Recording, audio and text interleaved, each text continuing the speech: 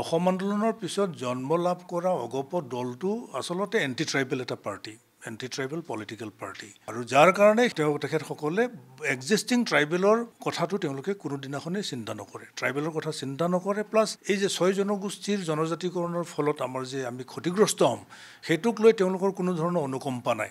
আৰু সেইটো ৰিফ্লেক্ট হৈছে ৰাজ্যসভাত বীৰেন্দ্ৰ প্ৰসাদ বৈশ্যই টেটু ফালিত তাত চিঞৰি পেলাই 6 জনগোষ্ঠীক এছটিকৰণ কৰিব লাগে বুলি তেওঁ দাবী উত্থাপন কৰিছে। কিন্তু এট দি ছেইম টাইম বৰ্তমানৰ ট্ৰাইবেলক প্ৰটেক্ট কৰিব লাগে, বৰ্তমানৰ ট্ৰাইবেলৰ সাংবিধানিক ন্যূনতম অধিকাৰখিনি সুৰক্ষিত কৰি ৰাখিব লাগিব, এই লাইনটো তেওঁ কিন্তু কোৱা নাই। অসম গণ পৰিষদ দলটোক আমি দেখিছোঁ যে তেওঁলোক ট্ৰাইবেলৰ স্বাৰ্থত কোনো কামেই কৰা নাই। তেওঁলোকৰ ভুলৰ বাবেই বড়ো মুভমেণ্ট হৈছিলে, বড়ো আন্দোলনটো, ডিভাইড আছাম 50-50 আন্দোলনটো প্ৰফুল্ল মহন্ত, ভৃগু কুমাৰ ফুকন বা বৃন্দাবন গোস্বামী ডাঙৰীয়াৰ কাৰণেই বড়ো মুভমেণ্টটো হৈছিল। উপেন ব্ৰহ্ম ডাঙৰীয়াক আলোচনালৈ মাতি ছেফটি পিনৰ বিজনেছৰ কথা কোৱা পাৰ্টি, প্ৰফুল্ল মহন্ত ডাঙৰীয়া নিজে থাকিম বুলি এডুকেশ্যন মিনিষ্টাৰৰ লগত আলোচনাত বৈঠকত বহোৱা এটা পাৰ্টি।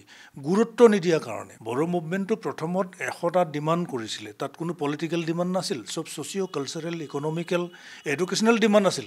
ময়ো আছিলোঁ এপছুত তেতিয়া। কিন্তু অগপ দলে সেই দাবীসমূহ গুৰুত্ব প্ৰদান নকৰিলে। আৰু তেতিয়াই গুৰুত্ব প্ৰদান কৰি সৰু সৰু দাবীবোৰ পূৰণ কৰি দিয়া হ'লে আজি বড়োলেণ্ড নজ্বলিলে হয়, 5000 শ্বহীদ নহ'লহেঁতেন। কিন্তু অগপ চৰকাৰে তেতিয়া এই বিষয়টো গুৰুত্বই প্ৰদান নকৰিলে, বড়ো মুভমেণ্টক গুৰুত্ব প্ৰদান নকৰিলেই, বৰঞ্চ সেই আন্দোলনটোক ল' এণ্ড অৰ্ডাৰ চিটুৱেশ্যন বুলি পুলিচ মিলিটাৰী লগাই সেইটো দমন কৰিব খুজিলে, য'ত নেকি বিষমুৰি ভূমিকাত 10 গৰাকী বৃদ্ধা বনিতা নাবালিকাক গণধৰ্ষণ কৰাইছিলে এই দলটোৱে। তেতিয়া টোটেলি এণ্টি ট্ৰাইবেল পাৰ্টি। সেই DNA এতিয়াও আছে, তেওঁলোক 6 জনগোষ্ঠীৰ ফেভাৰত আছে, এইটো থাকক, কোনো কথা নাই। কিন্তু আমাৰতো প্ৰটেক্ট হ'ব লাগে নে নালাগে, এই কথাটো তেওঁ অতুল বৰা ডাঙৰীয়াই ক'ব লাগে নে নালাগে, বা বীৰেন্দ্ৰ প্ৰসাদ বৈশ্যই ক'ব লাগে নে নালাগে। পক্ষপাতিত্বমূলক আচৰণ তেওঁলোকে কৰিছে, সেইটোত আমি দুৰ্ভাগ্যজনক বুলি কৈছোঁ।